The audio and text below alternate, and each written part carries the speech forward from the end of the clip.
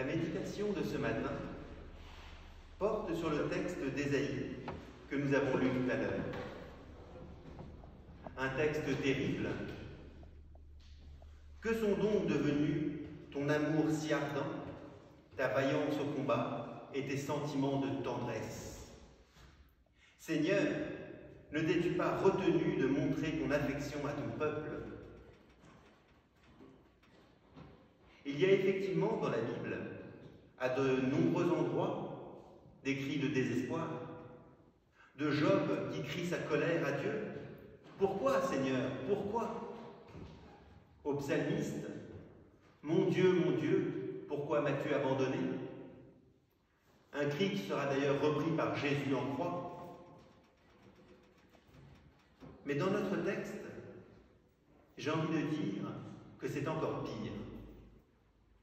Car ce n'est pas un cri d'incompréhension sur ce que fait Dieu pour nous, du type « Je sais que tu es occupé, mais là, j'ai absolument besoin de toi, mon Dieu. »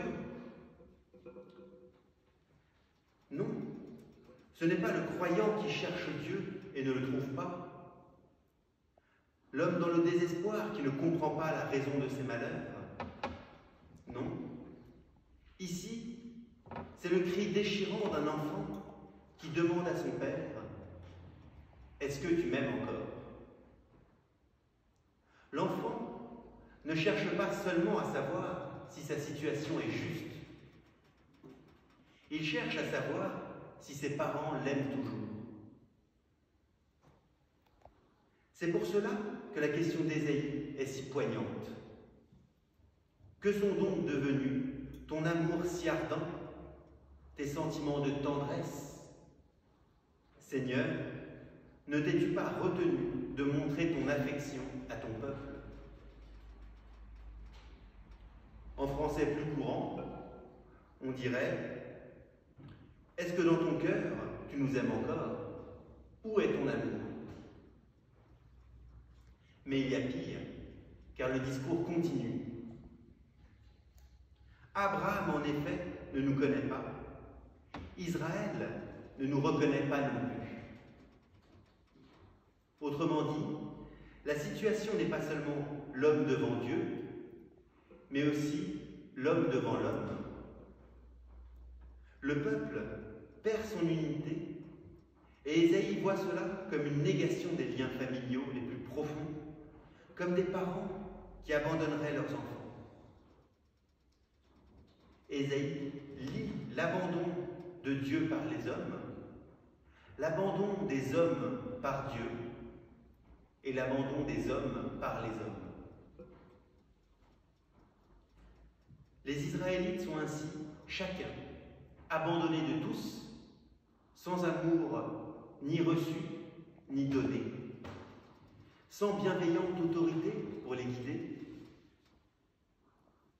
C'est donc en enfant abandonné de tous que le prophète s'adresse à Dieu, l'appelle notre libérateur, qui nous aime, qui nous délivre de notre solitude et de notre abandon. Il lui livre son espoir de le voir enfin revenir. Et l'enfant de reconnaître ses fautes, en espérant que son père l'aime malgré cela. Mais la lueur d'espoir de ce texte, c'est le pourquoi. Il ne se contente pas de pleurer pour l'amour d'un père, que nous qualifierions aujourd'hui de tortionnaire, un père terrible qui n'aime ses enfants que lorsqu'ils sont sages et les punit sauvagement lorsqu'ils désobéissent. Non. Ésaïe sait au fond de lui que ce n'est pas comme cela que ça fonctionne.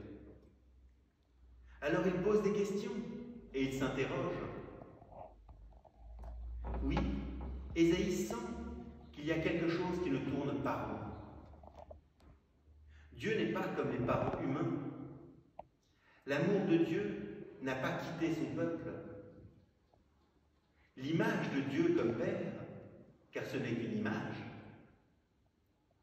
n'a pas été construite sur la conception d'un Père violent qui exerce un droit de vie et de mort sur ses enfants. elle a été construite au contraire sur celle d'un amour libérateur. Ésaïe a compris que Dieu est Père lorsqu'il dit à un autre endroit de son livre « Tu es mon enfant, je t'ai appelé par ton nom, tu es à moi ». Un Père qui aime et qui guide ses enfants.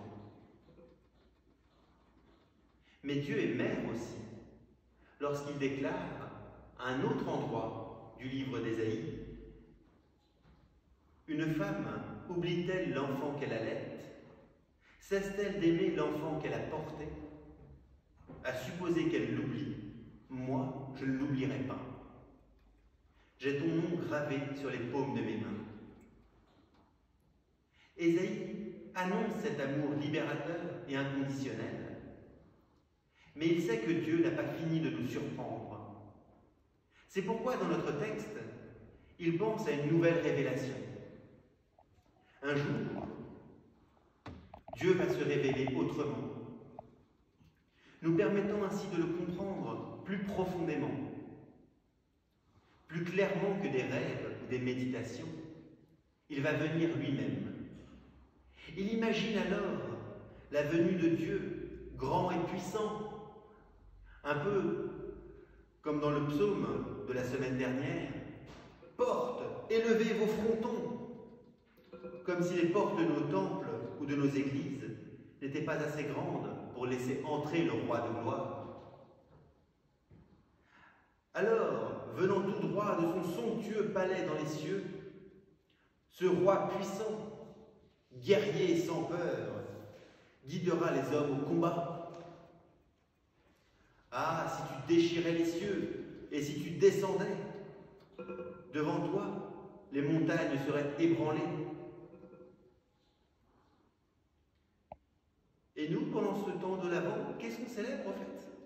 Ah oui, la naissance de notre Dieu, le divin roi des rois, dans une étable, couché dans une mangeoire parce qu'il n'y avait plus de place dans les auberges de la ville.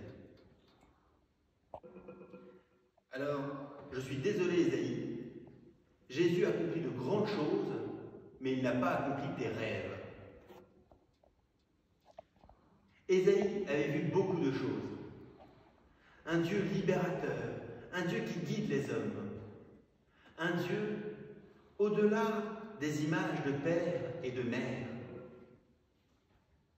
un Dieu qui veut guider les hommes, mais ce n'est pas lui qui refuse d'être notre roi, c'est nous qui ne lui accordons pas la place qu'il mérite dans notre cœur.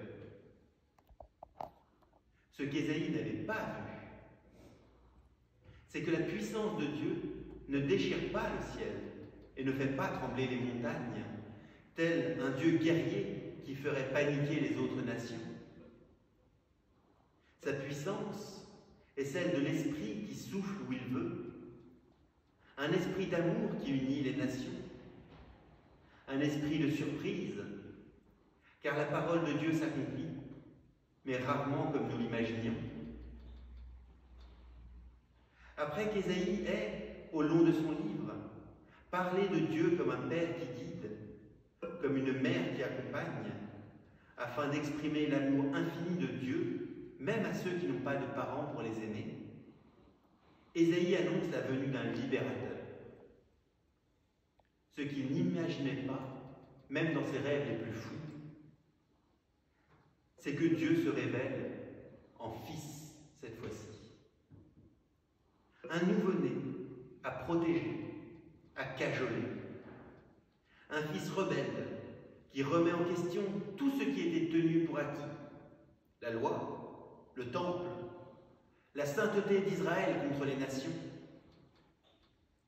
Un fils généreux qui ouvre les yeux de ceux qui pensaient déjà voir, au moins autant que les yeux des aveugles. Un humain qui boit, qui chante, qui pleure. Un paria, rejeté et abandonné. Un Christ condamné pour blasphème du nom de Dieu lui-même. Quelle ironie! Ésaïe avait vu beaucoup de choses, mais tout ça, je ne pense pas qu'il l'ait vu venir. et nous, chers frères et sœurs en Christ. Nous avons chacun notre manière propre de voir Dieu, de le comprendre, de l'imaginer. Mais le cherchons-nous encore? Savons-nous encore reconnaître sa présence et son amour à l'œuvre dans notre vie quotidienne? Peut-être que ce temps de l'Avent qui nous est offert peut nous permettre de nous approcher de lui d'une manière renouvelée,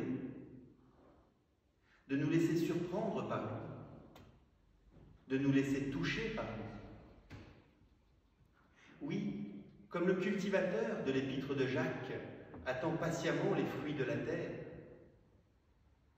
et comme nous sommes appelés à la contemplation des figuiers qui annoncent la venue d'un temps nouveau dans l'évangile de Luc, prenons du temps pour soigner la venue de Dieu dans nos vies.